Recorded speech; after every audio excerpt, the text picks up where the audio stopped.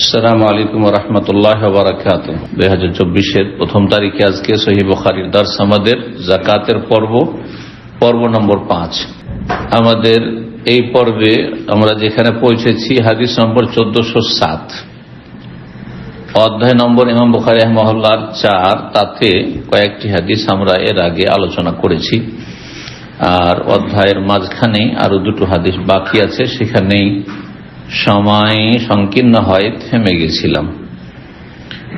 এই অধ্যায় নম্বর 4-এর বিষয়বস্তু মা উদ্দিয়া যাকাতুহু ফালাইসা বিকানজিন, যেই সম্পদের যাকাত দিয়ে দেওয়া হয় সেটা সঞ্চিত হারাম সম্পদ নয়। কানজ মানে সঞ্চিত সম্পদ, কিন্তু সেটা হারামও হইতে পারে বা হালাল হইতে পারে, কিন্তু কোরআন কারীমের ভাষায় হারাম সম্পদকে এখানে বিশেষভাবে উদ্দেশ্য করা হয়েছে। ওয়াল্লাযীনা ইয়াকনিজুনা আয-যাহাবা ওয়াল ফিদ্দাতা ওয়া লা ইউনফিকুনাহা ফি সাবিলিল্লাহি ফাবাশশিরহুম বিআযাবিন আলীম, সূরা তাওবার আয়াত নম্বর 34-এ। আর তারপর আয়াত নম্বর 35-এ আরো শাস্তির কথা বলা হয়েছে, যারা যাকাত দেয় না অথচ ধন সম্পদ, টাকা পয়সা, স্বর্ণ চাঁদি আছে, যেসব ধন সম্পদের যাকাত ফরজ, যাকাত আদায় করে না, তাদের জন্য কঠিন শাস্তি রয়েছে আখিরাতে, কবরের জীবনে, হাসরের মাঠে। জাহান্নামের আগুনে তাদেরকে জ্বালানো হবে এবং তাদের ধন সম্পদগুলিকে জ্বালিয়ে শাস্তি দেওয়া হবে। আল্লাহু আকবার। তো যদি কেউ যাকাত দিয়ে দেয় তাহলে তার সম্পদ যা সঞ্চিত করে রাখবে সেটি হারাম নয়, সহজ কথা। অর্থাৎ ব্যক্তি মালিকানায় মানুষ কম হোক বেশি হোক সম্পদ জমা করে রাখতে পারে। খাওয়া দাওয়া, আল্লাহর হক আদায় করার পরে যেসব ফরজ হক আদায় রয়েছে, এর আগে একাধিকবার আলোচনা করেছি, বারবার বিষয়টি ফিরাচ্ছেন না। ফরজ হক আপনার ওপর যা রয়েছে আপনার ধন সম্পদে সব আদায় করেছেন, যাকাত দিয়েছেন, যে সব দায়িত্বগুলি রয়েছে আর্থিক, সেগুলি ঠিকভাবে পালন করেছেন, আর আপনি অপচয় করেননি, অপব্যয় করেননি। তারপরে সঞ্চিত করে রাখতে পেরেছেন, সেটি জায়েজ। যদি উত্তম হচ্ছে মানুষ যদি দান খেরাত করে বোঝা হালকা করে দেয়। যত যার বোঝা হালকা হবে সফরে, সে তত বেশি দ্রুত বেগে চলতে পারবে। খালি হাতে যারা হাঁটেন, এয়ারপোর্টে দেখেছেন, এয়ারপোর্টে কিন্তু প্লেন থেকে নেমে কি যে স্পিডে মানুষ হাঁটে, কম্পিটিশন দেখেছেন এই দৃশ্য আপনারা, ইন্টারন্যাশনালে এমনকি লোকালে। তো যে যত পারে এগিয়ে যেতে, অথচ ডোমেস্টিকে আমরা যেন ইমিগ্রেশন আগে গিয়ে লাইন লাগবো, ভিড় হয়ে যাবে, এসব কিছু নেই। তারপরও বসে থেকে মানুষ বিরক্ত হয়ে যাবে, চাই না মানুষ। যত তাড়াতাড়ি সম্ভব, যার হাত হালকা কিছু নেই ও চলে যাচ্ছে ধাই ধাই করে, আর যার হাত ভারী, বোঝা ভারী আছে, সে লটপট করছে। জি, তো ঠিক ওই রকমই বিষয়টি। ধন সম্পদ হচ্ছে ওইরকম বোঝার মতো, গুনার বোঝা নিয়ে যে চলবে হাসর মাঠে, তার কঠিন অবস্থা হয়ে যাবে, কঠিন অবস্থা হবে কবরের জীবনে, মরার পরে কঠিন অবস্থা, হিসাব দিতে দিতে অবস্থা খারাপ। তো ধন সম্পদ কেউ যদি সঞ্চয় করে রাখে কিন্তু তাতে যে হকগুলি রয়েছে আদায় করে দেয়, তাহলে সেটি হারাম সম্পদ নয়, সঞ্চিত সম্পদ। তো এই মর্মে হাদিস নম্বর 1407 হাদিসটি ইমাম বুখারী রাহিমাহুল্লাহ বর্ণনা করেছেন দুটি সূত্র একসাথে নিয়েছে, দুটি সনদ একসাথে নিয়েছে। ইমাম বুখারীর ওস্তাদ আইয়াস, তার ওস্তাদ আব্দুল আলা, তার ওস্তাদ হচ্ছেন জুরাইরি, তার ওস্তাদ আবুল আলা, তার ওস্তাদ হচ্ছেন আহনাব বিন কাইস। তিনি বলছেন যে আমি বসলাম গিয়ে কোথায়, একদল কুরাইশদের মজলিসে। তো আহনাব বিন কাইস তিনি সাহাবী বা তাবী, কিন্তু তিনি গিয়ে কুরাইশদের একদল দলের কাছে, মানে মুমিন মুসলিম সাহাবায়ে কেরামদের কাছে বসেছেন। তো এই ছিল। তারপরে আর একটি সনদ নিয়েছে, মানে তাহউইল, মানে দ্বিতীয় সনদ। বলছেন যে হাদাসানি ইসহাক বিন মানসুর, মানে ইমাম বুখারী বলছেন আমাকে হাদিস বয়ান ইসহাক বিন মানসুর। তাহলে ইমাম বুখারীর দুইজন ওস্তাদ এখানে, ইসহাক বিন মানসুর আর আইয়াস। তো এই দুই সনদ গিয়ে সামনে গিয়ে আব্দুস সামাদ আর তারপরে তার পিতা, তারপরে জুরাইরিতে গিয়ে মিলে গেছে। তো বলছেন যে আহনাব বিন কাইস তাদেরকে হাদিস বর্ণনা করেছেন, আর ছাত্রদেরকে কি বর্ণনা করেছেন, কালা জালাস্তু ইলা মালাই মিন কুরাইশ, আমি একদল কুরাইশদের পাশে গিয়ে বসলাম, বসে আছি। ফাজা রাজুলুন, জনৈক ব্যক্তি আসলো, খাসেনুস শার ওয়া সিয়াব ওয়াল হাইয়া, যার চুলগুলি ছিল খুব, যেটাকে বলে কড়া চুল। কড়া চুল বুঝেন? মোটা চুল বুঝেন? মোটাটা তো বুঝেন। খসখসা চুল বুঝেন? খসখসা বুঝেন? কড়া মানে তো শক্ত। হ্যাঁ, না না, উস্কো খুস্কো। উস্কো খুস্কো মানে বিক্ষিপ্ত হয়ে আছে, তেল নাই, থিন নাই, এটা উস্কো খুস্কো। আর মোটা মোটা চুল, কথা বুঝতে পারছেন? নরম চুল নয়, মোটা চুল। অনেকের চুল দাড়ি মোটা থাকে খুব। হ্যাঁ, ওকে সিটে করে ওকে বাঁকা করতে পারবেন না সহজে, বেশি বড় না। তো চুলগুলি খাসেন মানে খসখসা, সহজ ভাষায় খাসেনের সাথে খসখসার মিল আছে। খসখসে, তো খসখসে চুল, এটাকে অনুবাদও খুব সহজ ভাষা অনুবাদ করেছে, হ্যাঁ, মানে রুক্ষ, রুক্ষতা ছিল। কিন্তু রুক্ষ কথাটি মানে বোঝা খুব মুশকিল। চুলের ক্ষেত্রে চুল রুক্ষ, কাপড় রুক্ষ ছিল, কাপড়ের রুক্ষতা ছিল। আল হাইয়া মানে তার আকার আকৃতি, তার চেহারা। হাইয়াতন মানে মানুষের রূপ চেহারা। তো আকার আকৃতিতেও রুক্ষতা ফুটে উঠছিল। এটা হচ্ছে অনুবাদকের ভাষা, কিন্তু শাব্দিক অর্থ আমি করার চেষ্টা করি, যাতে করে কেউ যদি ধরেন তালেব ইলম পড়ছে, কোনো আলেম যখন শুনবে অথবা কোনো তালেব ইলম শুনবে, ডিকশনারি দেখবে, কনসাল্ট করবে, তখন দেখবে যে হ্যাঁ, খাসেনুন মানে খসখসা। চুলও তার ওইরকম ছিল খসখসা, কাপড়ও মোটা কাপড়। খসখসা কাপড় মানে কি? সফট কাপড়। হ্যাঁ, আর খসখসা কাপড়, দুই পার্থক্য। খসখসা কাপড় পরে হাঁটে, আর কাপড়ই আওয়াজ করছে, তাই না? খস খস খস করছে। তো মোটা কাপড় পরেছিলেন তিনি। ওয়াল হাইয়া, আর রূপ চেহারা, চেহারাটা এরকম ছিল, মানে খসখসে, মানে তেল নেই, তাতে কোন রকমের যত্ন নেই, এইরকম আর কি। এই অবস্থায় ছিল, এই অবস্থায় তার ছিল। আবু যার রাদিয়াল্লাহু তাআলা আনহুকে আদর্শ হিসাবে সুফিরা পেশ করে, কারণ সুফিরা প্রথম শুরু করেছে, এই সুফি সাধক বেদাতীরা, যারা ধর্মের নামে ধীরে ধীরে বেদাত শুরু করেছে, আর তারপরে শিরকে, মাজার পূজায় গিয়ে লিপ্ত হয়েছে, পীর পূজায় লিপ্ত হয়েছে। এটা হচ্ছে সুফি ইজম। তো এরা দোহাই দেয় যে সুফ মোটা কাপড়, মোটা কাপড় পরত। এদের লক্ষণ হচ্ছে যে তারা কি পরবে? পাতলা কাপড় পরা হচ্ছে ভোগবিলাসীদের কাজ, সুতরাং তারা মোটা কাপড় পরত। আর সুফ মানে হচ্ছে ওনের কাপড়। গরমের দিনে যদি কেউ মোটা কাপড় পরে তো গরিব বলবেন না? এখনো যদি আপনি এই শীতকালে এই কাপড় ঠিক আছে, মানিয়ে যাচ্ছে, কিন্তু এই রঙিন কাপড় যদি আপনি এখানে গ্রীষ্মকালে পরে থাকেন তো পাক্কা ফকির বলবেন, গরিব বলবে না? যেমন একবার কনকনে ঠান্ডাতে যদি এগুলো কেউ পরে থাকে তো ওকেও গরিব বলবে মানুষ। তো তার মানে তার চুলের অবস্থা দেখে, তার কাপড়ের অবস্থা দেখে, তার রূপ চেহারা দেখে বোঝা যাচ্ছিল যে তিনি একেবারে সাধারণ মানুষ, জীর্ণ শীর্ণ অবস্থায়। হাত্তা কাম আলিম, আসলেন উনি। আসার পরে ওই যে কুরাইশের একদল বসেছিল তাদের কাছে গিয়ে দাঁড়িয়ে গেলেন, আর দাঁড়িয়ে ফাসাল্লাম, সালাম বললেন।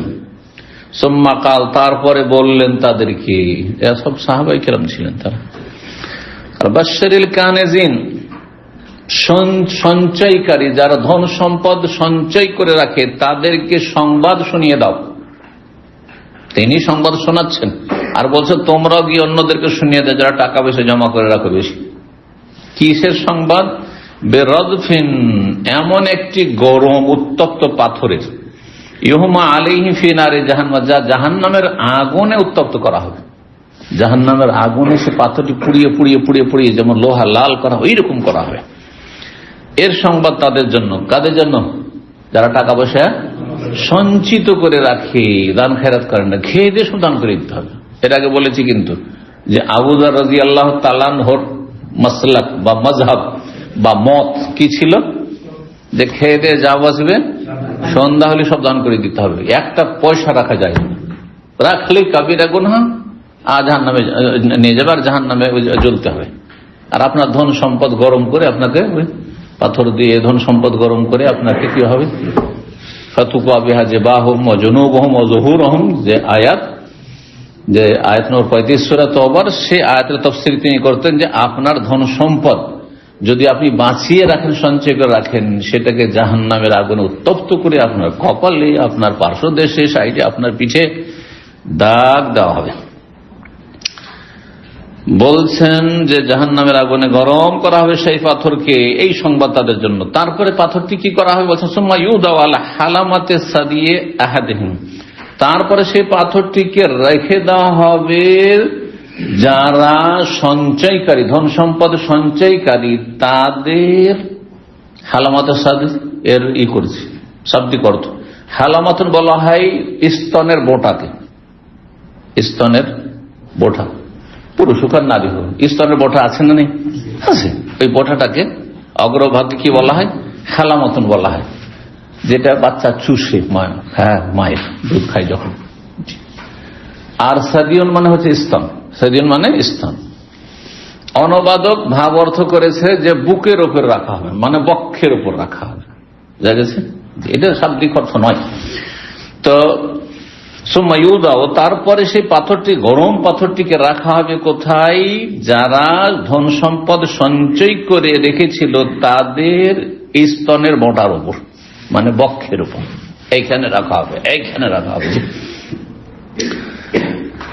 হাত্তা ইয়াখরুজা মিন নুগযাতিহি, এই যে আগুনে গরম করা পাথর বুকের উপর রাখা হয়েছে, কিন্তু সেই পাথরটি সবকিছুকে, শরীরকে জ্বালিয়ে গোটা শরীর ভেদ করে পিঠে যে নরম হাড্ডিটি রয়েছে, কাঁধের নরম হাড্ডি, কাঁধের নরম হাড্ডি কোনটি?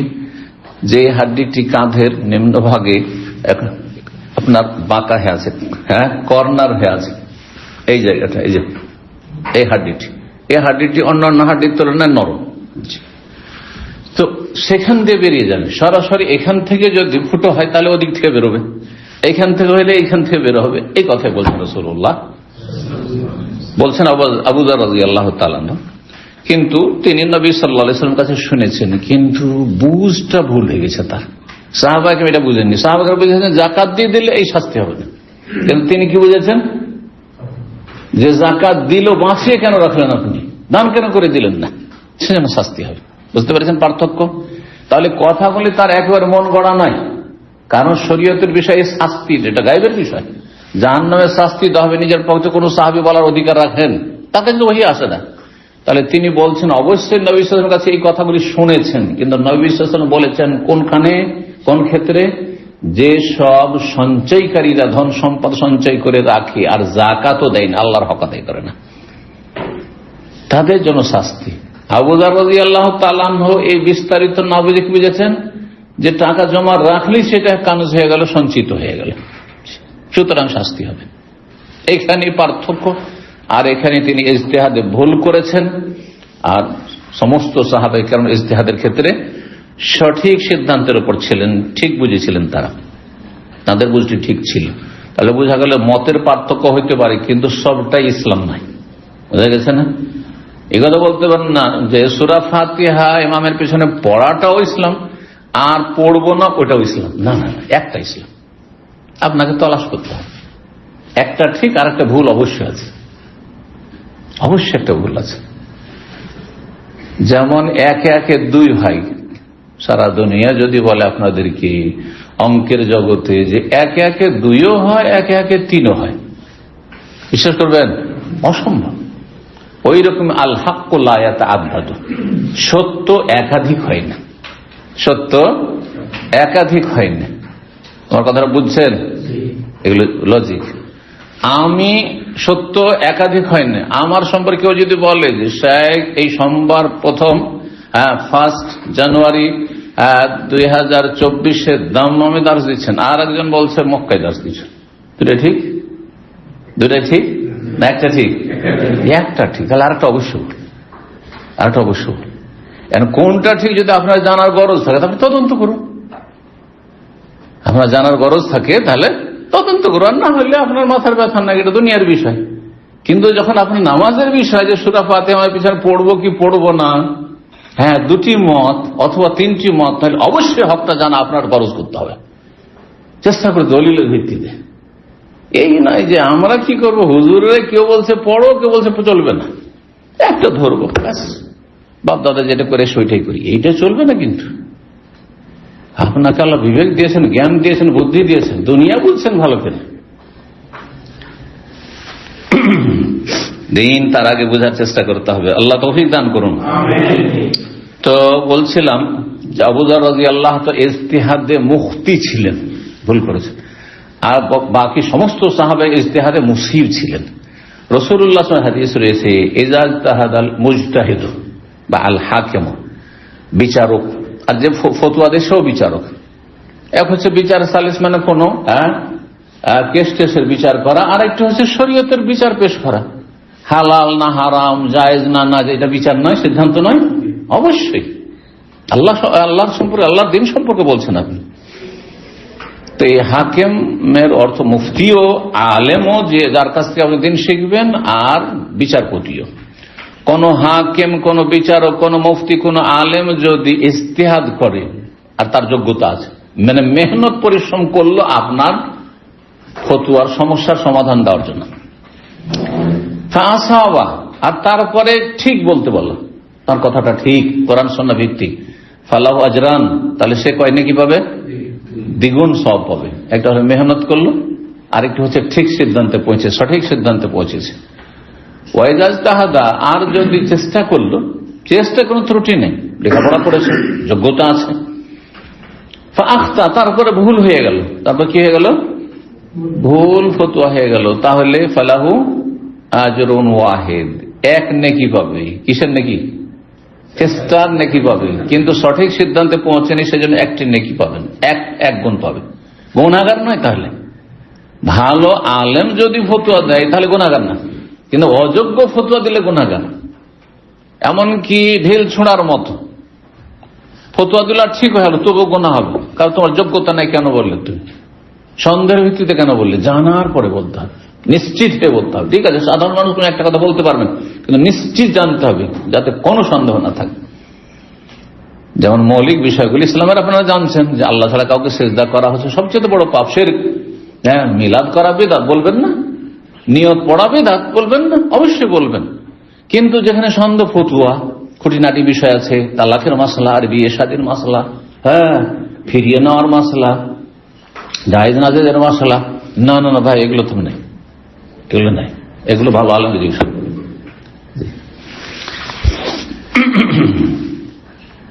বলছেন শাস্তির কথা, আবু যর রাদিয়াল্লাহু তাআলা আনহু। তো এই এক শাস্তি, আর এক শাস্তি হচ্ছে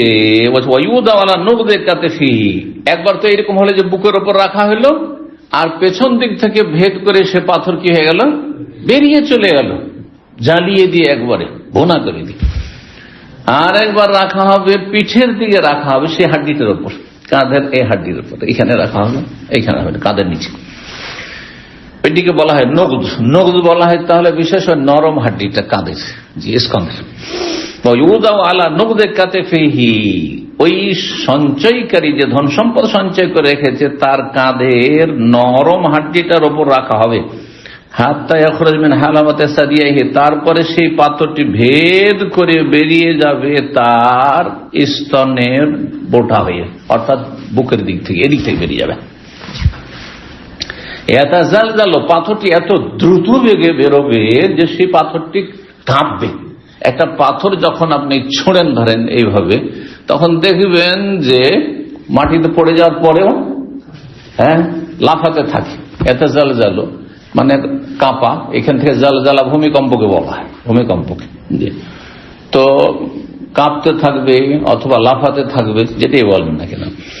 সুম্মা ওয়াল্লা, এই কথাগুলি বলে দিয়ে মানে তাদেরকে তার মতটি ব্যক্ত করে দিলেন যে তোমরা টাকা পয়সা জমা রাখছো, এটা করলে তোমাদের জন্য এই কঠিন শাস্তির সংবাদ শুনিয়ে দিলাম, আর সবাইকে শুনিয়ে দাও। আর তারপরে সেখান থেকে ফিরে আসলেন। ফাজালাসা ইলা সারিয়াতিন, একটি স্তম্ভ ছিল, খুঁটি ছিল, তার পাশে এসে বসে গেলেন হেলান দিয়ে। অতবে তহু, বর্ণনাকারী হচ্ছেন আহনাব বিন কাইস, কিন্তু তাই না? আহনাব বিন কাইস বলছেন আমি তখন তার পেছনে পেছনে ফলো করলাম, অনুসরণ করলাম। তার ওই যে চলে গেল, আবু যর রাদিয়াল্লাহু আনহু চলে গেলেন, পরে আসছে আবু যর ছিলেন তিনি, তো তার অনুসরণ করবো। জালাসতু ইলাইহি, গিয়ে তার পাশে গিয়ে বসে গেলাম। উনি যে একা গিয়ে বসলেন, আবার কথাগুলো বলে দিন, তার পাশে গিয়ে বসলাম। ওয়ানা লা আদরি মান হুয়া, তখন পর্যন্ত আমি জানি না যে লোকটিকে, আমি চিনি না, আমার কাছে অপরিচিত লোক। ফাকুলতুল্লাহ, তাকে বললাম, লা ওরাল কওমা ইল্লা কাদ কারিহুল্লাযী কুলতা, আপনি যে কথাটি বললেন সেই কথাটি এই জনগণ যে এখানে বসেছিল কিছু লোকেরা, তারা আমার মনে হচ্ছে যে ভালোভাবে নিল না, তারা খুব অপছন্দ করলো আপনার কথাটিকে, তারা অপছন্দ করলো, খারাপ লাগলো তাদেরকে। তার মানে যেহেতু তার ফতোয়ার সাথে সাহাবায়ে কেরাম তাবেঈন তারা একমত নন, সেই জন্য কালা, তখন মন্তব্য করেন আবু যার নিজের মাসলাকের উপর, নিজের মতের উপর খুব শক্ত ছিলেন। আবার এই না যে কোন নম্রতা ছিল, তিনি যেটা বুঝেছেন বলছেন আমারটাই ঠিক, এটা হইতে পারে, তার মানে যে ঠিক এটা জরুরি নাই। একজন কখনো কখনো আলেমরা এরকম শক্ত ভূমিকা নিয়ে নেয়, তো সেটাই ঠিক হয়ে যাবে শক্ত করে বললে, এমন কথা নাই। যেমন সালামের পরে আল্লাহু আকবার বলবো না আস্তাগফিরুল্লাহ বলবো, আমাদের আহলে আলেমরা এখন এমন শুরু করেছে মনে হচ্ছে এটা আকীদার মাসলা বানিয়ে ফেলেছে, অথচ ফিকহি মাসলা হালকা বিষয় ছিল। কিন্তু একদল বলছে না আল্লাহু আকবার বল বিদআত, দিল বিদআত। আর এক দল বলছে যে না, যারা বলছে আস্তাগফিরুল্লাহ তারা একেবারে ভুল করছে, আল্লাহু আকবার বলতেই হবে। আমি বলছি মাঝামাঝি একটু ঠান্ডা হন, এত মাথা গরম করি না ফিকহি মাসলায়, কারণ ফিকহি মাসলাতে ইসলামের মানে যায় না কিছু। আপনার কাছে সুন্নাত আপনি আমল করেন, আল্লাহু আকবার বলেন, আপনার কাছে সুন্নাত না আস্তাগফিরুল্লাহ ওর উপরে আমল করেন, কিন্তু কার উপরে আক্রমণ করার কোন প্রয়োজন নেই। এতে নামাজ কারো বাতিল হয়, নামাজ তো শেষ হয়ে গেছে, এমনি তো কাজটা সুন্নাত, এমনকি আস্তাগফিরুল্লাহ এটাই তো সুন্নাত, এটাও ফরজ নয়, যদি অনেকে নেকি তাতে এই আজগার গুলিতে, তাহলে এত বাড়াবাড়ি কিসের? এই আরাফার রোজা নিয়ে সিজন আসবে, ফেসবুক বাঙালি এই ছোটখাটো মুফতি থেকে শুরু করে কিছু কট্টরপন্থী গরম করে ফেলবে, শেষ পর্যন্ত বলবো যার যেটা ভালো লাগছে করো, একটা না করে দুটা করছি এইটাও বিদআত, দুটা কেন করতে বলে এটাও বিদআত। দেখছেন চরমপন্থা কিরকম? না রে ভাই, আকীদার বিষয় না, ফিকহি মাসলা কখনো এটা ইসলাম আর কুফর নয়, ঠিক আর ভুল, আর না হলে অনেক সময় ঠিক আর ভুল, রাজি আর মরজু, মানে এটা বেশি প্রাধান্যযোগ্য, এটা প্রাধান্যযোগ্য না। ফিকহার কিতাবে সব জায়গায় সহি আর গলত বলেননি, হাজা সহি না হাজা গলত খাতা, এই কথা বলেননি, রাজি হন মরজু হন। কেন? তো পার্থক্য আছে দুটো কথাই, অবশ্যই পার্থক্য আছে। সব জায়গায় হারাম আর হালাল বলেননি, কোন জায়গায় জায়েজ না জায়েজ, আবার কোন জায়গায় ইউকরাহ মাকরুহ, অথচ মাকরুহ তাহরিম। কিন্তু মাকরুহ শব্দ কেন ব্যবহার করে? মাকরুহ তাহরিম মানে হারাম না জায়েজ, শব্দ কেন চয়নে এরকম করে? শব্দ চয়নে পার্থক্য আছে।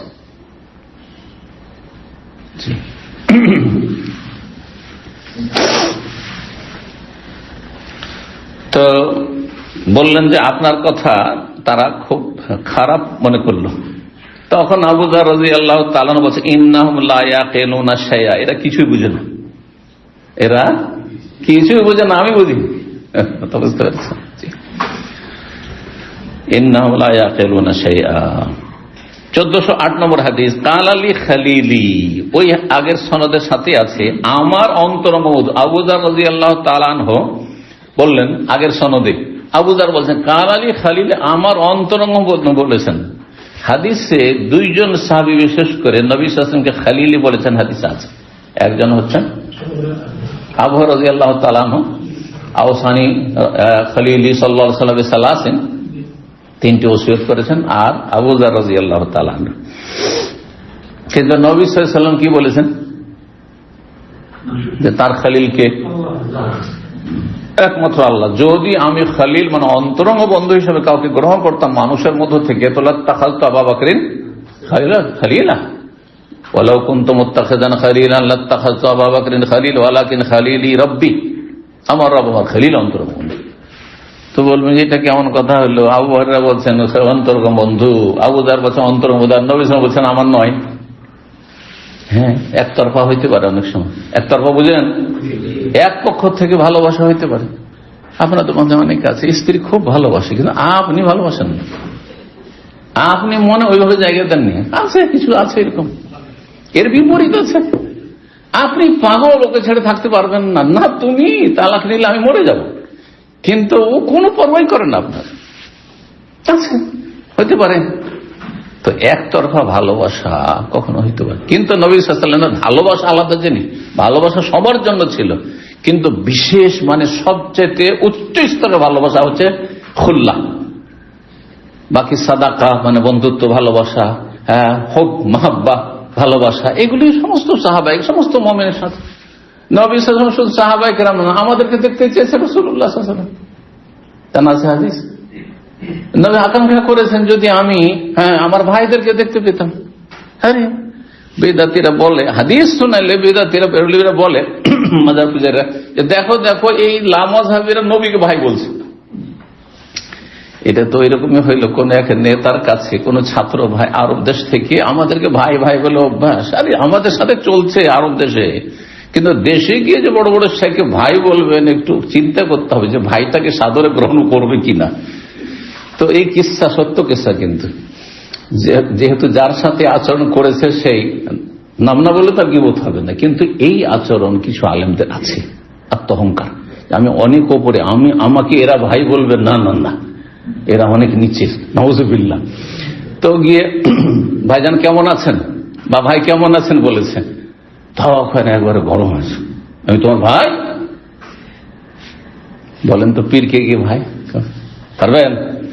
বলেন গিয়ে চরমান্নাকে ভাই কেমন আছেন? হ্যাঁ, জনপুরীকে, সব বেদাতি, যে কোনো বেদাতিকে বলে।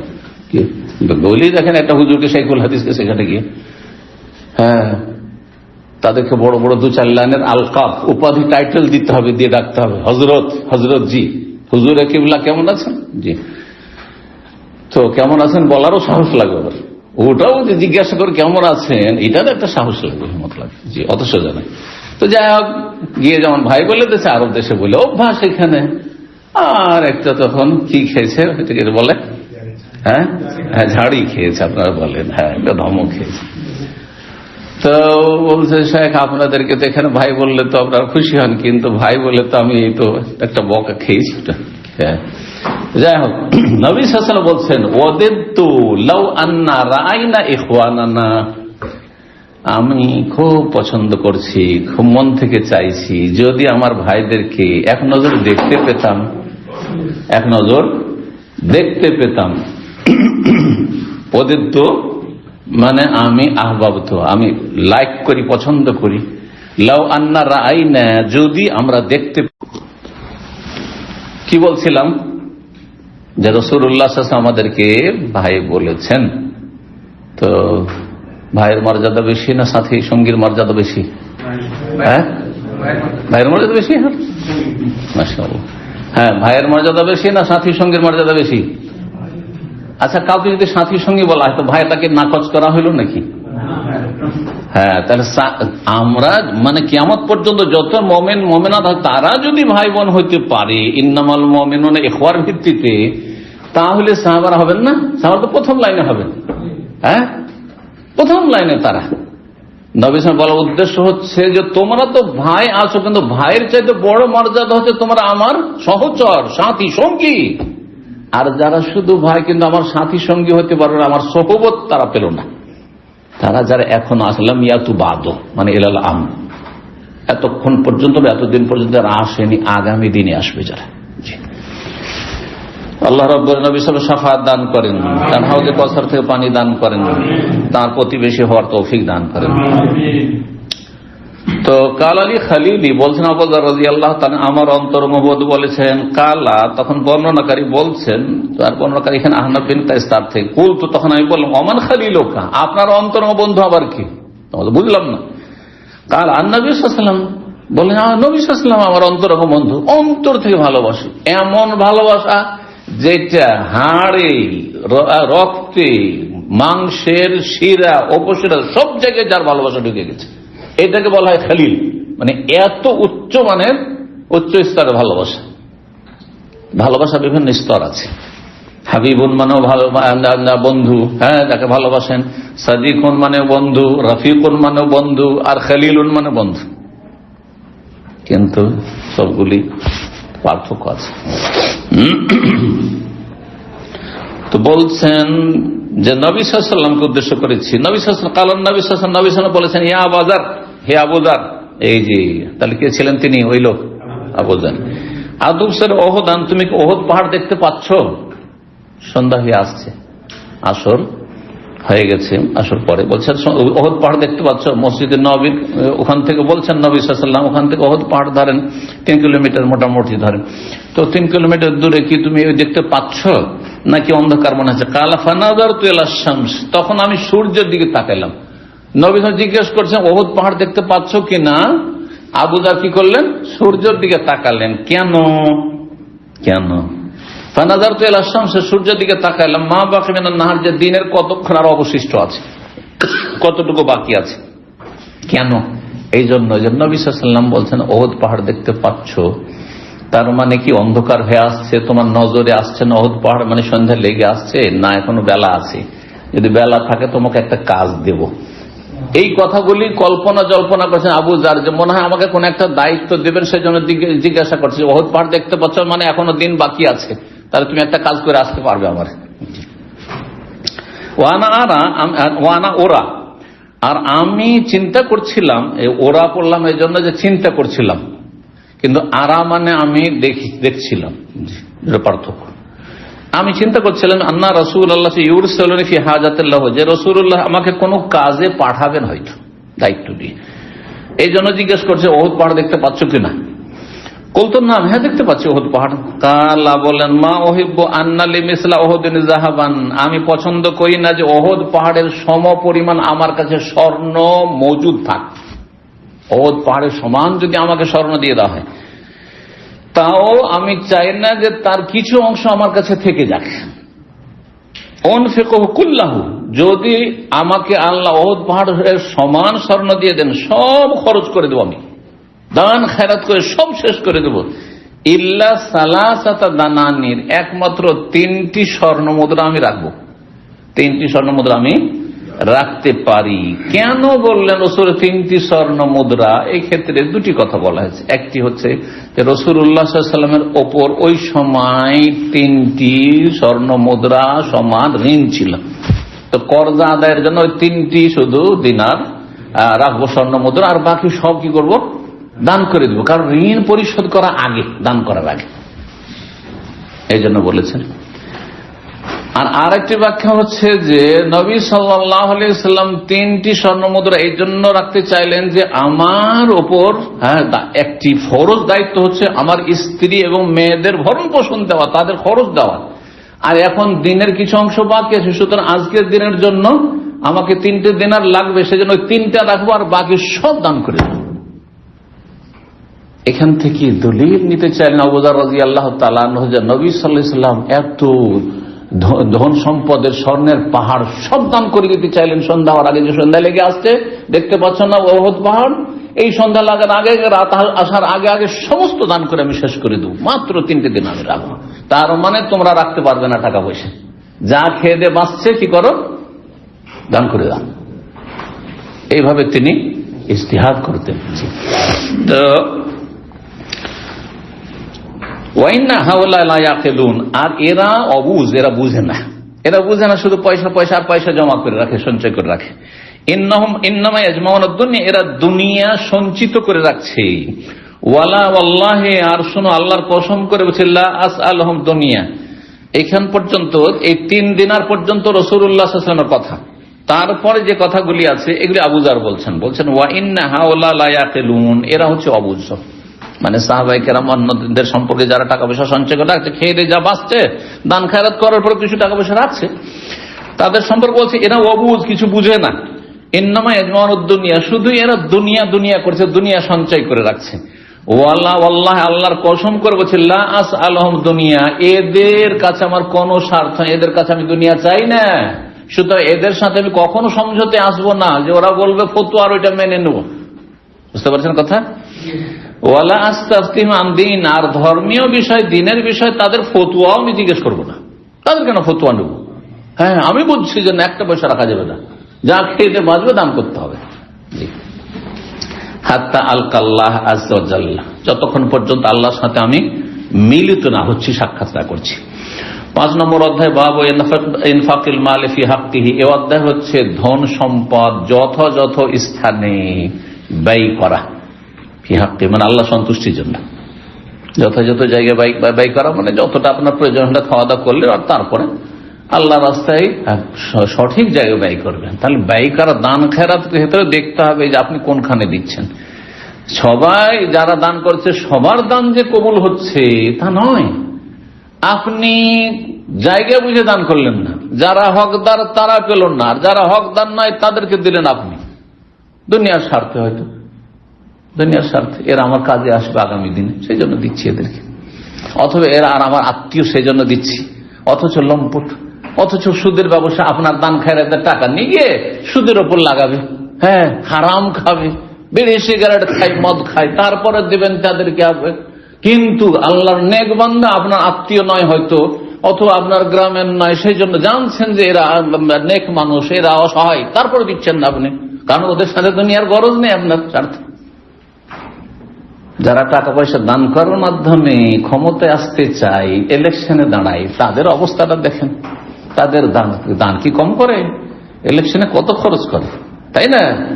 কিন্তু এই খরচটা কি আল্লাহ সন্তুষ্টির জন্য নাকি দুনিয়ার স্বার্থে দেখার বিষয় রয়েছে। যদি আল্লাহ সন্তুষ্টির জন্য হয় তাহলে হকদারদের কাছে পৌঁছবে, যারা হকদার তাদের কাছে পৌঁছবে।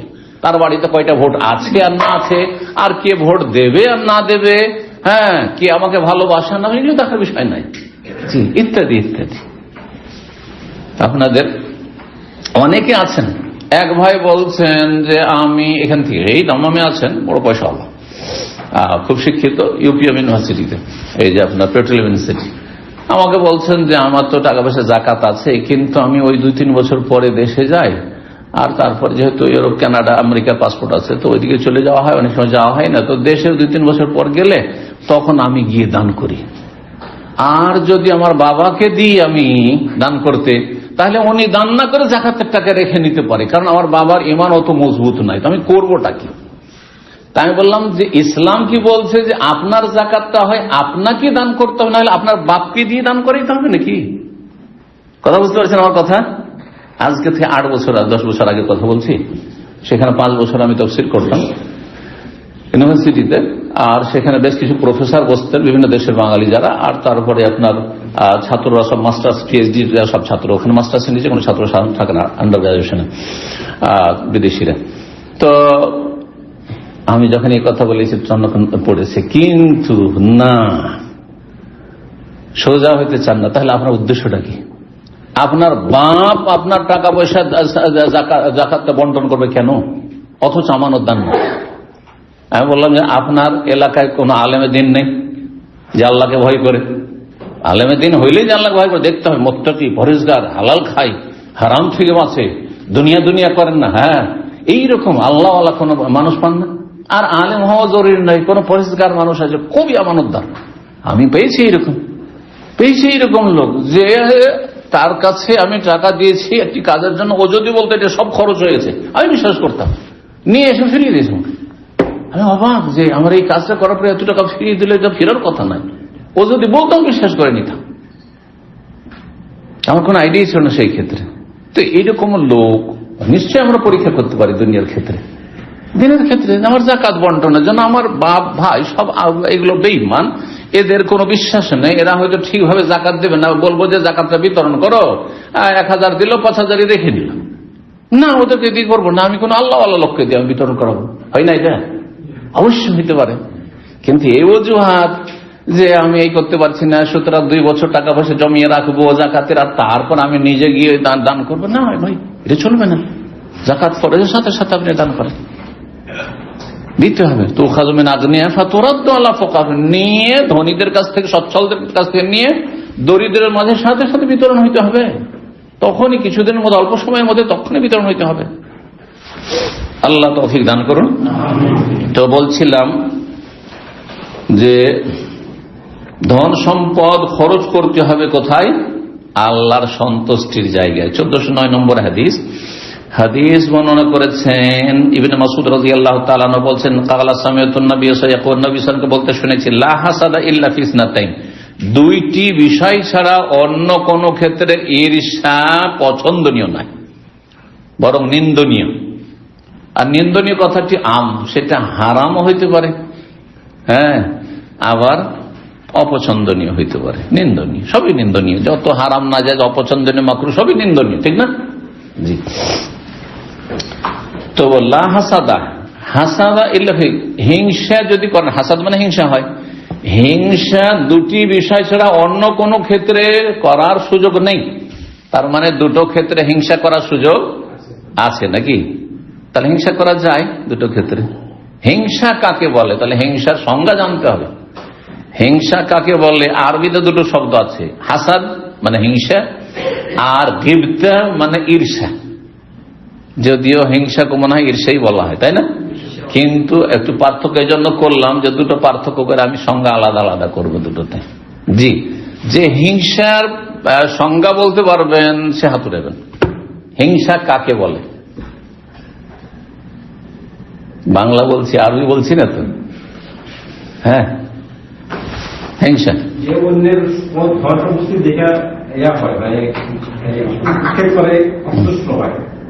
অসন্তুষ্ট মানে পছন্দ হয়, পছন্দ হয় না, কিন্তু হ্যাঁ যথেষ্ট হলো এটা কথা। হ্যাঁ, যথেষ্ট হয়নি। আর কেউ আছে? হিংসা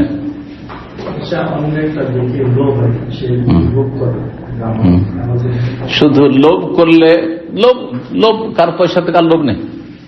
পয়সা সবাই লোভ আছে। হ্যাঁ,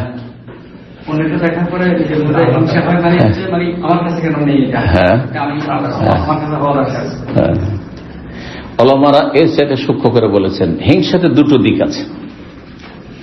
তামান্নি জাওয়ালের নেমাতে আন সাহেবেহা, প্রথম যেটি মারাত্মক অন্যায়, অন্তরের অন্যায়, পাপ, সেটা হচ্ছে নেয়ামত আল্লাহ যাকে দিয়েছেন তার নেয়ামত তার থেকে হারিয়ে যাবে। ও কেন পাবে? ওর কাছে যেন না থাকে সেটা। আর অনুরূপটা নিজের জন্য চাওয়া। তাহলে দুটো দিক আছে, যে আমি যদি এটা পেতাম আর সে কেন পেল, তারটা যেন নষ্ট হয়ে যাবে, ধ্বংস হয়ে যায়। দুটো দিক, কথা বুঝতে পেরেছেন? এই তো দুটো দিক আছে, এই জন্য হারাম। কিন্তু যদি শুধু একটা দিক থাকে, আল্লাহ যাকে যেটা দিয়েছ তার কাছে তারটা থাক, আমাকে ওই রকমই দাও, একটা নিজের জন্য চাওয়া অনুরূপ, কিন্তু যাকে আল্লাহ দিয়েছে ওটা থাক, আমি ওটার শত্রুতা করি না, ওটাকে ঘৃণা করি না। আর আল্লাহ কেন দিয়েছ ওকে তুমি, হ্যাঁ আমাকে কেন দাওনি, এইটাও নাই। তাহলে জায়েজ কিনা? প্রশ্ন। জায়েজ, জায়েজ, কিন্তু পছন্দনীয় নয়, নিন্দনীয়। একমাত্র দুটো ক্ষেত্রে পছন্দনীয়। তো এখানে লা হাসাদা ইল্লা ফি ইসনাইন মানে লা গিবতাতা মাহমুদুন ইল্লা ফি ইসনাইন, প্রশংসনীয় ঈর্ষা একমাত্র দুটো ক্ষেত্রে আছে। প্রশংসনীয় ঈর্ষা একমাত্র কিসে আছে? দুটো ক্ষেত্রে আছে, আর বাকি অন্য ক্ষেত্রে প্রশংসনীয় না, হারাম না হইলেও নিন্দনীয়, পছন্দনীয় না। তাহলে কোনটি হারাম?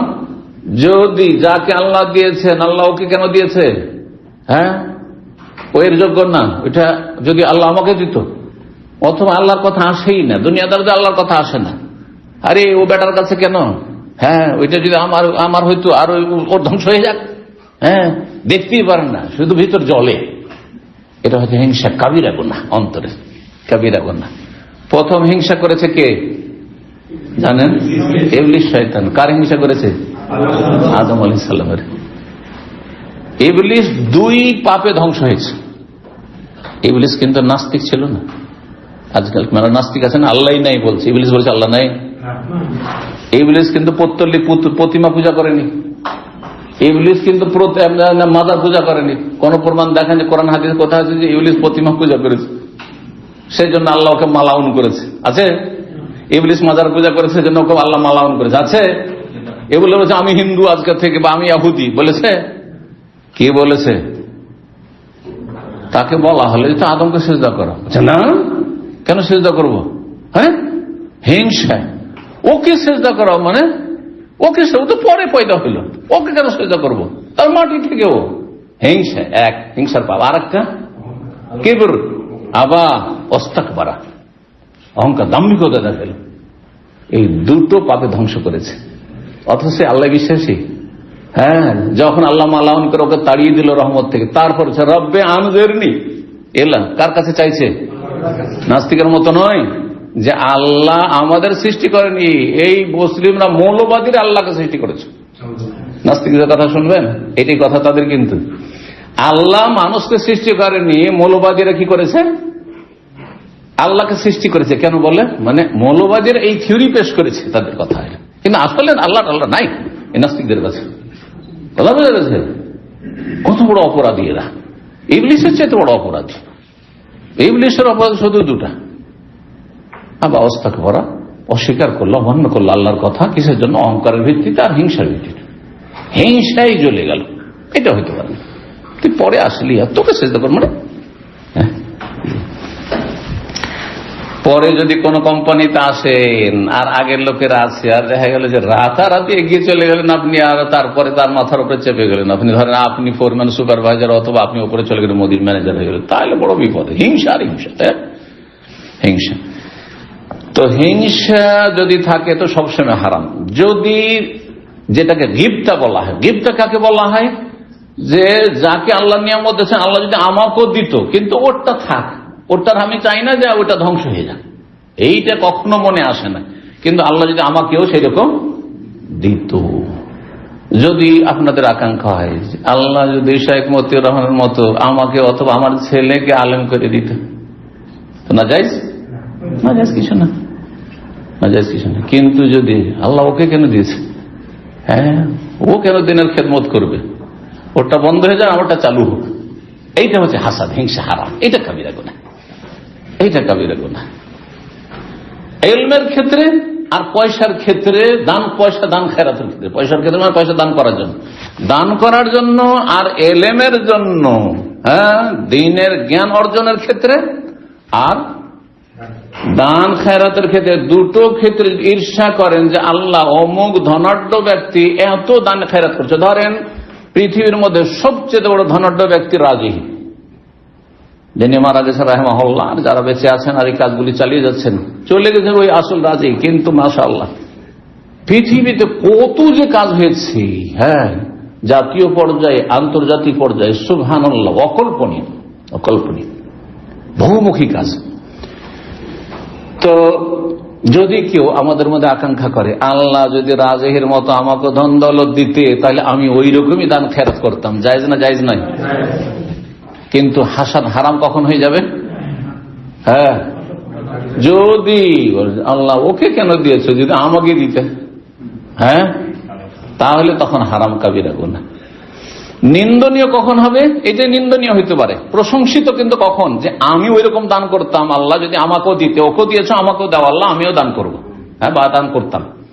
কিন্তু যদি এটা মনে হয় যে বড় বড় ধনীরা কত ভোগ বিলাস করছে, সারা পৃথিবী ঘুরছে, এই চলে যাচ্ছে কোথায় কাশ্মীর ঘুরতে, তো কোথায় গিয়ে সিঙ্গাপুর ঘুরছে, তো কোথায় গিয়ে মালদ্বীপে ঘুরছে, কোথায় রিসোর্টে থাকছে, আর আমি শুধু এই টাওয়ার গুলিতে তাকিয়েই থেকে গেলাম, কোনদিন উঠতেই পারলাম না। আল্লাহ যদি আমাকে ওই রকম দিত, এটাও তো ঈর্ষা, হিংসা নয়। ওরাকে দিয়েছে, কিন্তু আমাকে ওই রকম দিক যে আমিও 5 স্টার হোটেলে থাকবো, তো এটা কি? নিন্দনীয়, কাবিরা গুনাহ নয়, কিন্তু এটা কি? নিন্দনীয়। যদি ওখানে গিয়ে হারাম কাজ না, আর যদি নিয়ত থাকে যে হারাম, ওরাও মদ খাচ্ছে আমি মদ খাবো, ওরাও নারীবাজি করছে আমি, তাহলে তো তখন কাবিরা গুনাহ। কথা বুঝতে পেরেছেন? দুনিয়াদারির জন্য পয়সার আকাঙ্ক্ষা করেন তাহলে নিন্দনীয়, কিন্তু দিনদারির জন্য পয়সার আকাঙ্ক্ষা যদি করেন তাহলে প্রশংসিত। ঠিক ওই রকমই এলেম চেয়ে যদি আপনি ফেমাস হতে চান, যে আমি সেলিব্রিটি, আজকাল কি বলা হচ্ছে, সেলিব্রিটি হব আমি, হ্যাঁ, এইটা, তাহলে নিন্দনীয়। কিন্তু যদি আল্লাহ তাকে দিনের জ্ঞান দিয়েছ আর তিনি দিনের খেদমত করছেন, অনেক খেদমত তার দ্বারা হয়েছে, আল্লাহ যদি আমিও পেতাম ওই রকম এলেম, আমিও ওই রকম খেদমত করতাম, তাহলে প্রশংসনীয়। আর যদি গায়ের জ্বালা এত হয় যে ওকে সরাই যেন ও চান্স না পায়, আমি যেন ওই জায়গা দখল করি, তাহলে কাবিরা গুনাহ, হারাম, তখন হাসাদ। আশা করি বুঝতে পারছেন, হাসাদ আর গিবতা দুটো কথা মনে রাখবেন। তাহলে এখানে লা হাসাদ ইল্লা ফি ইসনাতাইন, মানে লা গিবতা, হিংসা কখনো জায়েজ নয়, যেটাতে যাকে আল্লাহ নিয়ামত, তার নিয়ামত যাতে ধ্বংস হয়ে যায়, এই আকাঙ্ক্ষা কখনো জায়েজ না, কোনো অবস্থাতেই জায়েজ নয়। কিন্তু এখানে হাসাদ মানে গিবতা। ঈর্ষা করা প্রশংসনীয় নয়, তবে দুইটি ক্ষেত্রে। একটি হচ্ছে রাজুলিন, এক ব্যক্তি, আতাহুল্লাহ মালান, যাকে আল্লাহ ধন সম্পদ যথেষ্ট দিয়েছেন, ফাসাল্লাতাহু আলা হালাকাতি ফিল হক, সে ন্যায়ের ক্ষেত্রে হকের জায়গায় সেই ধন সম্পদকে ব্যয় করে থাকে, ব্যয় করে, খরচ করে, যেখানে হক আছে, যেখানে দিতে পারে দিক, ভালো জায়গায় দিই। ওয়ারাজুলিন আতাহুল্লাহ হিকমাতান, আর এক ব্যক্তি আছে যাকে আল্লাহ হিকমা দিয়েছেন, প্রজ্ঞা মানে জ্ঞান দিয়েছেন, এলমান, হিকমত মানে এখানে এলম দিয়েছেন। এলমের সাথে আমল যদি থাকে সেটা হিকমত, আর এলমের সাথে যদি সততা না থাকে তাহলে সেটা হিকমা নয়।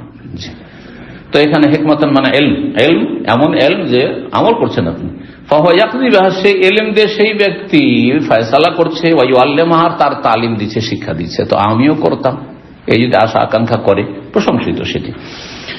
তো 6 নম্বর অধ্যায়, বাবুর রিয়াফি সাদাকা, দান খেরাতের ক্ষেত্রে লোক দেখানো কাজ। লোক দেখানো কাজ শিরক। যদি পুরোপুরি লোক দেখানো হয় তো বড় শিরক, আর যদি আংশিক হয়, সামান্য একটু আল্লাহর জন্য দান করছেন কিন্তু একটু লোক দেখানো, সামান্য কিছু নিয়ত আছে, যতটা নিয়তে খারাপই আছে ততটা মাইনাস হয়ে যাবে নাকি, ততটা তখন শিরকে আসগার হবে। শিরকে আসগার কাবিরা গুনাহ, কিন্তু তাতে ইসলাম ভঙ্গ হয় না। এর উদাহরণ শোনেন, একজন লোক একটা পয়সাও দান করতো না, একটা পয়সাও দান করতো না, অথবা 2-4 টাকা দিত, কিন্তু দেখছে যে আজকে এখানে এই মাহফিলে বিরাজমান হচ্ছেন প্রধানমন্ত্রী সাহেব বা রাষ্ট্রপতি সাহেব, সুতরাং তার কাছে একটা সুনাম অর্জন করতে হবে। আমি আজকে এত লক্ষ টাকা দান করলাম জনকল্যাণমূলক কাজে, ঠিক না, অথচ 1 টাকা দিত না, তাহলে বড় শিরক। কার জন্য দান করেছেন? আল্লাহর জন্য মোটে নয়, রাষ্ট্রপতি প্রধানমন্ত্রীর জন্য দান করেছেন, অথবা এই যে রাজার জন্য দান করেছেন, বুঝা গেছে, গায়রুল্লাহর জন্য দান করেছেন। আরেকজন লোক দান করেছে কিন্তু কাউকে জানাতে চায় না, বা জানাবেন না, তারপরে যদি জানিয়ে দেয় অসুবিধা না, আমি চাই না যে সব জানো, অথবা প্রয়োজন আছে জানানোর, সেজন্য আমি একা যে অ্যামাউন্টটা পরিমাণটা দেবো সেটা দিয়ে কাজ হবে না। যেমন আপনি অনেক সময় কাজ করছেন, সবার সহযোগিতা, তাই না, একা দিয়ে তো আমি সামলাইতে পারবো না, সুতরাং আমি দিলাম, এই যে দিলাম, যাতে অন্যরা দেখে যে ও যখন এত টাকা দিল তাহলে আমি তো তার চাইতে বেশি ইনকাম করি, আমাকে দেওয়া উচিত ওইরকম, অথবা ওর চাইতে বেশি দেওয়া উচিত। এই জন্য যদি কেউ দেখেও দেয়, জানিয়ে দেয়, এটা প্রশংসিত, আবার এটাও ঠিক আছে, ঠিক না। কিন্তু আর এক লোক, সে বড় শিরক নয় কিন্তু ছোট শিরক হয়ে যাচ্ছে, দান একা একা দিলে অল্প স্বল্পই, বা পরিমাণ হয়তো অতটাই, কিন্তু এসে চাইছে, স্টেজে দিচ্ছে আর বলছে একটু আমার জন্য দোয়াটা করে দেন। আমাদের মাহফিলগুলোতে হচ্ছে না, কালেকশনের মাহফিলে কি হয় যে হুজুর আমার জন্য একটু দোয়া করে দেন, তখন বক্তা, যে আসে সুরের বক্তা, 1 টাকা দান করলো অমুক, আল্লাহ তুমি তাকে দিয়ে অমুক। শুনেছেন না শুনেন এগুলো ওয়াজ? এগুলো তো আমাদের দেশের ওয়াজ, কথা বুঝতে পেরেছেন? আর এগুলি হচ্ছে গরজ মাহফিলে শীতকালে। তো দান খায়রাত করার পরে একটু দোয়া করে দিন। ওলামারা বলেছেন কাউকে দান করার পর আমার যেন দোয়া করেন, এইটাও দুনিয়ার গরজ, কোনদিন চিন্তাই করেননি। আপনারা কিন্তু অনেকে বলেন, একটা গরিবকে দিচ্ছেন, তারপর বলছে আমার জন্য দোয়া করি, আমার ছেলে মেয়ের জন্য দোয়া করি, তাহলে আপনার স্বার্থ যে গরিবটা আমার জন্য কি করবে, কেনই গরজ? আপনি দোয়া চাওয়ার জন্য দান করলেন, তাহলে রবের জন্য দান করেন খুলুসিয়াতের সাথে, পুরো ইখলাস না, এখানে ঘাটতি আছে কিন্তু ইখলাস। কেন স্বার্থ আপনার দোয়া করে দিবে? সতর্ক। এইটা যেদিন থেকে আমি পড়েছি আমি খুব সতর্ক, যে আমি কাউকে দিলে, দান করলে বলে দোয়া করি, নাম বলবো না, তার ইচ্ছা হইলে করবে, আমি বলবো না তাকে, কারণ আমার ইখলাসে ঘাটতি হয়ে যাচ্ছে, এখানে তার কাছে দোয়া চেয়ে ফেললাম। রে আল্লাহ বুঝার তৌফিক দান করুন, আমলে তৌফিক দান করুন। তো সাদাকায় লোক দেখানো কাজ বড় শিরক হইতে পারে, আর ইয়াসির হালকা হতে পারে, হালকা শিরক, হালকা দেখানো সাদাকা। নামাজে একটা লোক নামাজই পড়তো না, কিন্তু এসেছে শ্বশুর সাহেব, নতুন নতুন মেয়ে দিয়েছে, আর আমার মতো শক্ত যে বেনামাজির কাছে মেয়ে বিয়ে দেওয়া হারাম, যার ফলে যদি দেখে যে জামাই নামাজ পড়ে, সাথে সাথে মেয়ে নিয়ে টান দেবে, রাখতে হবে, রেখে ছেড়ে থাকতে পারবো না। সুতরাং সেই যে মুসল্লি সেজে একবার আগে গিয়ে মসজিদে হাজির, বুঝা গেছে? তাহলে সে পুরোপুরি নামাজটা কার জন্য পড়েছে? আল্লাহর জন্য। ভাগ না, মোটেই ভাগ না, আল্লাহর জন্য পড়েনি, পুরো শ্বশুরের জন্য পড়েছে, বড় শিরক সেটা। আর একজন লোক নামাজ ঠিকই সুন্নত পড়ছে, এমনি পড়তো সুন্নত, কিন্তু যখন দেখছে যে পাশে তো শেখ বসে আছে দেখছে, তখন রুকুসের একটু লম্বা সুন্দর করে, অনেকে ধাই ধাই করে রুকুসে যে সেরে না, কিন্তু যখন দেখছে লোক দেখছে সুন্দর করে কায়দার সাথে নামাজ পড়ছে। হাদিসে বলা হচ্ছে হালকা লোক দেখানো, এটা হচ্ছে শিরক আসগার। তাহলে লোক দেখানো কাজ ছোট শিরক সব সময় নয়, অল্প স্বল্প যদি থাকে লোক দেখানো নিয়ত তাহলে ছোট শিরক কাবিরা গুনাহ। আর যদি বেশি রিয়া থাকে, পুরোটাই রিয়া লোক দেখানো, হ্যাঁ লোক দুনিয়ার গরজ, তাহলে বড় শিরক আকবার, ইসলাম থেকে বের করে দিলেন, জি সমস্ত আমল নষ্ট হয়ে যাবে। বলছেন যে সাদাকার ক্ষেত্রে যখন লোক দেখানো বিষয়, এই সম্পর্কে কোরআন কারীমের আয়াত রয়েছে সূরা বাকারা 264 নম্বর। আল্লাহ বলছে ইয়া আইয়ুহাল্লাযীনা আমানু, হে ঈমানদারগণ, লা তুবতিলু সাদাকাতকুম, তোমাদের দান খয়রাতকে বিনষ্ট করে দিও না, বিল মান্নি ওয়াল আযা, খোঁটা দিয়ে। মান মানে খোঁটা দেওয়া, কাউকে দান করার পরে খোঁটা দাও। খোঁটা দেওয়া কেমন হয়? আশা করছিলেন তার কাছ থেকে এরকমটা পাবো, কিন্তু যেমনটা আশা তেমনটা পেলেন না। ভুলে গেছো এক সময় যে তোমার পাশে দাঁড়িয়েছে, ভুলে গেছো, এত তাড়াতাড়ি ভুলে গেলে তুমি। হ্যাঁ আরে এইভাবে বলতে হয় না, হ্যাঁ নিমক হারামি করতে হয় না। অথবা তাকে বললেন না, অন্য জায়গায় বলছেন আমি ওই লোকের না, ওই লোক খুব সংকটে পড়েছিল, আর্থিক সংকটে, আমি তার অনেকটা হেল্প করেছি। কি জন্য এগুলা? নাকি নষ্ট করে দিল না। লা তুবতিলু সাদাকাত, তোমাদের দান খয়রাতকে বরবাদ করে দিও না, বিল মান্নে, খোঁটা দি। জি, মান্নে শাব্দিক অর্থ, এটা হচ্ছে আমাদের দেশের ভাষায় যেন খোঁটা দেওয়া বললাম, আর এইভাবে অনুবাদ অনেকে করেছে, কিন্তু মান মানে হচ্ছে অনুগ্রহের কথা প্রকাশ করা। অনুগ্রহের কথা, মান্নুন মানে এহসান, অনুগ্রহ, আর অনুগ্রহ করার পরে অনুগ্রহের কথা আলোচনা করা, প্রকাশ করা তার সামনে, যে তোমাকে এই করেছি, তোমাকে এই করেছি, তুমি করেছি। ছোট ভাইদেরকে মানুষ করে, ছোট বোনদেরকে মানুষ করে, যখন তখন বলছেন এরে তোরাকে এরকম করে মানুষ করেছে, আমার আব্বা কিন্তু ওই যে 20 বছর আগে, আমার যখন বয়স 20 বছর, তখন তোরা আর তোরা কোনো কিছু দিতে পারেনি, আমি সব করলাম, এই করলাম, সেই করলাম। হ্যাঁ, এগুলো মান, অনুগ্রহের কথা প্রকাশ করা, বলা। কষ্ট এটা, আপনার কষ্ট লাগবে না যদি বলা হয়তো? আপনি যদি মানুষের মতো মানুষ হন, তাহলে অনুগ্রহ মনে রাখবেন মানুষ, আর নাই রাখেন তো রবের জন্য দিয়েছি আমি, আপনি মনে রাখলেন না, নিমক হারামি করলেন, তাতে আমার কি? কথা বুঝতে পেরেছেন? কিন্তু যদি আপনাকে স্মরণ, অনুগ্রহের কথা প্রকাশ করবে না, কাউকে দান খেরাত করার পরে কষ্ট দেবে না। ইবনে আব্বাস রাদিয়াল্লাহু আনহুমা বর্ণনা করছেন, এই আয়াতে সালদান শব্দটি রয়েছে, তাফসীর করতে লিখেছেন ইমাম বুখারী। সালদান সূরা বাকারার আয়াত নম্বর 264 রয়েছে, ফাতারাকাহু সালদান, যারা দান খেরাত করার পরে কি করে, খোঁটা দিয়ে থাকে অথবা কষ্ট দিয়ে থাকে যাকে দান করেছে তাকে, তাদের ধন সম্পদের দান করাটা কেমন, যে মাসালুহু কামাসালে সাফওয়ান, একটি মসৃণ চকচকে পাথরের মতো, চকচকে পাথরের মতো, একবারে পরিষ্কার পরিচ্ছন্ন আছে। তারপরে আলাইহি তুরাবুন, তার উপর ধুলোবালি ছিল, এটা পাথর, আর তার উপর কিছু ধুলা জমে ছিল। তারপরে মুষলধারে, তার উপর মুষলধারে প্রবল বেগে বৃষ্টি বর্ষণ, অবেল মানে প্রবল বেগে বৃষ্টি হওয়া, মানে মুষলধারে বৃষ্টি। ফাতারাকাহু সালদান, যদি কোন পাথর থাকে, মসৃণ পাথর, আর তার উপরে ধুলো পড়ে থাকে, আর তার উপরে যদি প্রবল বেগে বৃষ্টি হয়, তাহলে ওই ধুলোগুলো থাকবে, মাটিগুলো। ফাতারাকাহু সালদান, আর সেটাকে কি করে, পরিষ্কার পরিচ্ছন্ন করে ঋণ করে দেবে, লাইসা আলাইহি শাই, তার উপর কোনো কিছু থাকবে না। ওই রকমই দান খেরাত করলেন তো অনেক কিছু ছিল, কিন্তু তার উপর ওই প্রবল বেগে বৃষ্টি, মানে ওই যে আপনার খোঁটা দেওয়ার কষ্ট, তাতে হইল কি আপনার দান খেরাতের নাকি সব একবারে সব নষ্ট হয়ে সব শেষ হয়ে গেল। ইকরামা বলছেন ওয়াবেল মানে মাতারুন শাদীদ, মুষলধারে বৃষ্টি। আত্তাল্লুন আরেক শব্দ এসেছে, তাল্লুন মানে হচ্ছে ফোটা ফোটা বৃষ্টি, আপনার যেটা হালকা বৃষ্টি যেটাকে বলা হয়। নাদা, নাদা হচ্ছে শিশির, হ্যাঁ শিশির, শিশির আরো হালকা, হালকা বৃষ্টির চাইতেও আপনার নাদা হচ্ছে আপনার শিশির যেটা। তারপর 7 নম্বর অধ্যায় বাবনী অধ্যায় হচ্ছে লা তুকবালু সাদাকাতু মিন গুলুল, কেউ যদি বেঈমানি আত্মসাৎ করে থাকে বা হারাম উপার্জন করে থাকে তারপরে দান করে, সেটা আল্লাহর কাছে গৃহীত হবে না। গ্রহণযোগ্য হবে না, কবুল হবে না। হারাম পয়সা দিয়ে দান খেরাত করলে কবুল হবে না। সুদের টাকা দান করছে, কেউ ঘুষের টাকা দান করছে, কেউ লটারি খেলে জিতে তারপরে দান করছে, কেউ হারাম ব্যবসা, বিড়ি সিগারেট আর এই তামাকের ব্যবসা করছে, জর্দার ব্যবসা করছে, আর তারপর এই টাকাগুলো দান করছে, হারাম রোজগার করে, এই কবুল হবে না। আর ওই পয়সা দিয়ে যদি ইবাদতবন্দি করে, হজ করে, উমরা করে, তাও কবুল হবে না। লা তুকবালু সাদাকাতুম মিন গুলুল, চুরি ডাকাতি করা টাকা।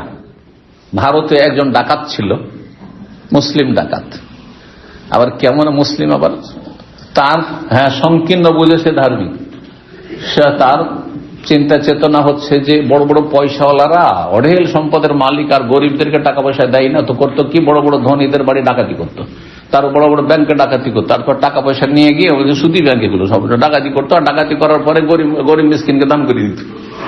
হ্যাঁ, বিহারের ঘটনা শুনেছি এটা, যে ভারতের বিহার স্টেট আছে, ওখানে এই কাজ করতো। কবুল হবে না? না না, হারাম পয়সা দান খেরাত করে লাভ নেই।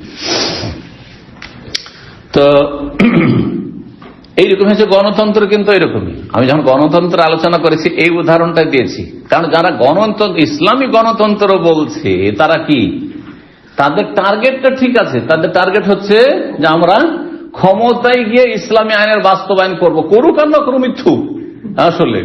কারণ এরা এসেছেও কয়েক জায়গায় কিছুই করেননি আর করবেও না, কিন্তু তারপরে ধরে নেন যে তাদের টার্গেটটা কি, যে ইসলামী আইনের কি করব, দণ্ডবিধানের বাস্তবায়ন করবো। কোথায় গিয়ে? পার্লামেন্টে গিয়ে আর সুপ্রিম কোর্টে গিয়ে, ক্ষমতায় গিয়ে কথায়। তো ক্ষমতায় যাওয়ার জন্য এখন সিস্টেম ওই পশ্চিমা সিস্টেম, গণতন্ত্র, ডেমোক্রেসি ছাড়া আর কিছু নেই। তো বলছে যে আমরা তাহলে বসে থাকবো।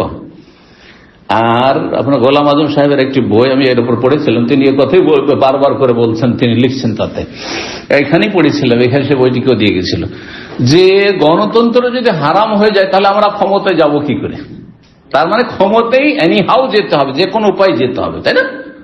না না, আল্লাহ কথা বলেন যে কোনো উপায়ে যেতে হবে, দান খেরাত করতে হবে যে কোনো উপায়ে, না পয়সা থাকলে, হালাল পয়সা থাকলে, এই না যে চুরি বেঈমানি করে দান খেরাত করব।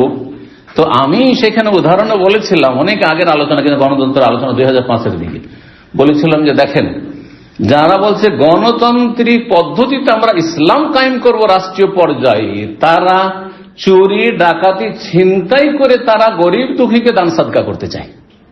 বুঝতে পেরেছেন? যারা দান সাদকা করতে চায় চুরি ডাকাতি করে, তাদের টার্গেটটা তো ভালো। টার্গেট কি? লক্ষ্য উদ্দেশ্য দান খায়রাত, কিন্তু কাজটা কি? পন্থাটা হচ্ছে হারাম পন্থা। ঠিক তেমনি গণতন্ত্র কুফরি মতবাদ, সেটা দিয়ে গিয়ে কুফরি কাজ করে তারপরে কোথায় পৌঁছিব? ক্ষমতায় পৌঁছে আমরা ইসলাম কায়েম করবো। নাউযুবিল্লাহ মিন যালিক, নাউযুবিল্লাহ মিন যালিক।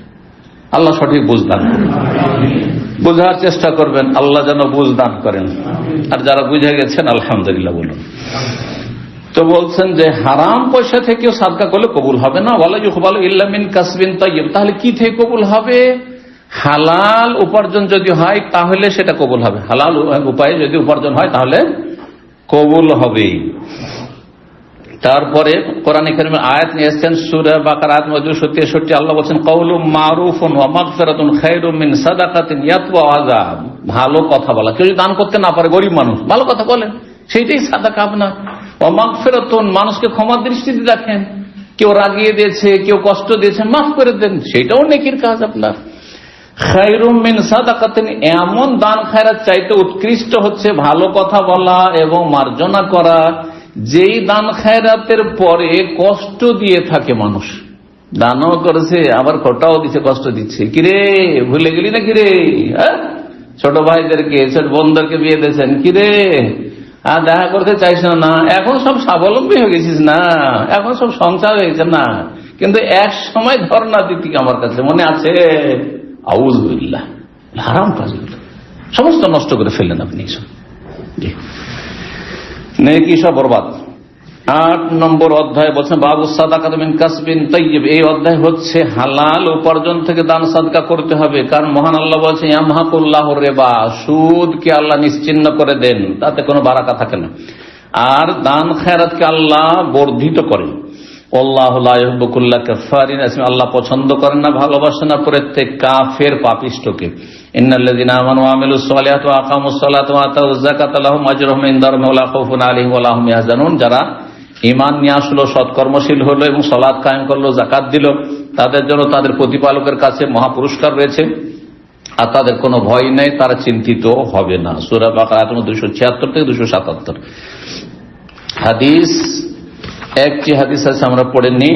হাদিসটি বলছেন আবু হুরায়রা রাদিয়াল্লাহু তাআলা আনহু বলছেন, কালা রাসূলুল্লাহ সাল্লাল্লাহু আলাইহি ওয়াসাল্লাম বলেছেন, মান তাসাদ্দাকা বিআদলি তামরাতিন মিন কাসবিন তাইয়্যিব, যেই ব্যক্তি একটি খেজুর পরিমাণ, আদল মানে মিসল, খেজুর পরিমাণ সাদকা করলো, সেটা খেজুর হোক, হ্যাঁ কিশমিশ হোক, দুটো চারটা, একটা খেজুর মানে 2-4টা কিশমিশের দানা, একটা কাজু হোক, একটা কোনার বাদাম, আর কিছু যে কিছু হোক, পয়সা হোক, যেই ব্যক্তি দান সাদকা করলে একটি খেজুর পরিমাণ, কি থেকে, মিন কাসবিন, তাই হালাল উপার্জন থেকে, ওয়ালা ইয়াকবালুল্লাহু ইল্লা তাইব, আল্লাহ হালাল পাক পবিত্র ছাড়া অন্য কিছু কবুল করবেন না, হারাম পয়সার সংমিশ্রণ যদি থাকে কবুল হবে না। ওয়া ইন্নাল্লাহা ইয়াতাকাব্বাল হবে, এমনি যেই ব্যক্তি হালাল উপার্জন থেকে দান সাদকা করলো অল্প হলেও, সেটা আল্লাহ তার ডান হস্তে সাদরে গ্রহণ করেন। আল্লাহর ডান হাতের কথা এখানে বলি, ইয়ামিন, ইয়ামিন মানে কি, ডান হাত, তাহলে আল্লাহর হাত তো আছেই কিন্তু ইয়ামিনও আছে। আর তারপরে নবী সাল্লাল্লাহু আলাইহি ওয়াসাল্লামের আরেকটি হাদিস রয়েছে, আমাদের ডান আর বামে কিন্তু পার্থক্য আছে। ডান হাতটাকে আমরা মনে করি খুব ভালো এবং ভালো কাজের জন্য, আর বাম হাতটা ময়লা আবর্জনা সাফ করার জন্য। আল্লাহর ক্ষেত্রে যেমন এমন কথা যেন মগজে না আসে, সেই জন্য বলছেন ওয়াকিলতা ইয়াদাইহি ইয়ামিনুন, আল্লাহর দুটোই হাত কিন্তু ডানের মতো। হ্যাঁ, আমাদের হাতে পার্থক্য করেছে ডান আর বামে, কিন্তু আল্লাহর দুটোই হাত ইয়ামিন, হ্যাঁ ডান বা ডানের মতো। আল্লাহ ডান হাতে সাদরে গ্রহণ করেন, সুম্মা ইউরাব্বিহা, তারপরে আপনার আমার এই সামান্য একটু দানকে, ওই যে একটা খেজুর, এই সামান্য দানকে, একটা টাকা, এটিকে আল্লাহ রাব্বুল আলামিন প্রতিপালন করতে থাকেন বা বৃদ্ধি করতে থাকেন। রব্বা ইউরাব্বি শব্দ মানে প্রতিপালন করা, সেজন্য শাব্দিক অর্থ বললাম। ওই ব্যক্তির জন্য সেটাকে কি করতে থাকেন, বাড়াইতে থাকেন, বৃদ্ধি করতে থাকেন। কামা ইউরাব্বি আহাদুকুম ফুলুয়াহু, যেমন তোমাদের যে কোনো ব্যক্তি ঘোড়ার বাচ্চাকে লালন পালন করে বড় করে। অশ্বশাবক বুঝেন বাংলা, কে বুঝে, যে বুঝে হাত তুলবে। অশ্বশাবক, অশ্ব মানে ঘোড়া, শাবক বাচ্চা, কত মুশকিল শব্দ তাই না? এই জন্য আগে সহজটা বলে দিলাম, আমার তরিকা হচ্ছে এই জন্য সব স্তরের লোক বুঝে। ঘোড়ার বাচ্চা বলেছি না, আর তারপর অশ্ব শাবক। যদি বলে যে না ঘোড়ার বাচ্চা শুনতে ভালো লাগে না, তো শুনেন, খুব ভালো স্ট্যান্ডার্ড বাংলা শুনেন, কথা বোঝা গেছে। তো ফলুগুন মানে হচ্ছে ঘোড়ার বাচ্চা, জি, আর ফাসিলুন মানে হচ্ছে উটের বাচ্চা। ফলু অন্য রিওয়ায়াতে রয়েছে ফাসিল, উটের বাচ্চাকে, যে ওরা উট পুষে তারা বাচ্চাটা কত আদর যত্নে। আর বকরি ছাগল তো পুষেছেন তাই না, বকরি পুষান নেই, তারপর অনেকে গরু পুষেছেন, আর গায়ের বাচ্চা হয়েছে, গাভীর বাচ্চা হয়েছে, আর সেটা কত আদর যত্ন করে বাড়িয়েছেন, যে এটাকে বাড়াবো, এটাকে বড় করবো, আর তারপর ধন এইটাকে রাখবো, ওর মাটাকে বিক্রি করে দেবো। করছেন না করছেন? ওইভাবে আল্লাহ ছোট্ট দানটাকে বর্ধিত করতে করতে করতে অনেক বড় বিশাল আকার দিয়ে দেন আল্লাহ রাব্বুল আলামিন, অনেক বড় নেকি দেন আল্লাহ রাব্বুল আলামিন।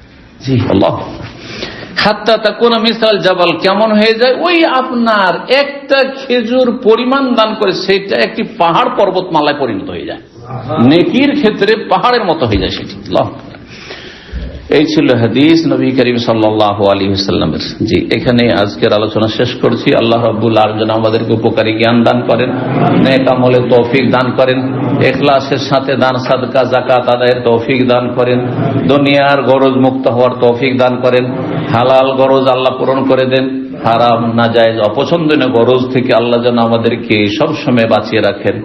আল্লাহ সন্তুষ্টি হাসিলে তৌফিক দান করেন, জান্নাতুল ফিরদৌস দান করেন, জাহান্নামের আযাব থেকে রক্ষা করেন, বালা মুসিবতকে দূর করেন। যারা অসুস্থ পীড়িত শারীরিক মানসিক সার্বিক দিক থেকে আল্লাহ সকল মুমিন মুমিনাতের আল্লাহ যেন হেফাজত করেন। ওয়া সাল্লাল্লাহু আলা নবিয়িনা মুহাম্মদ ওয়া আলা আলিহি ওয়া সাহবিহি আজমাইন।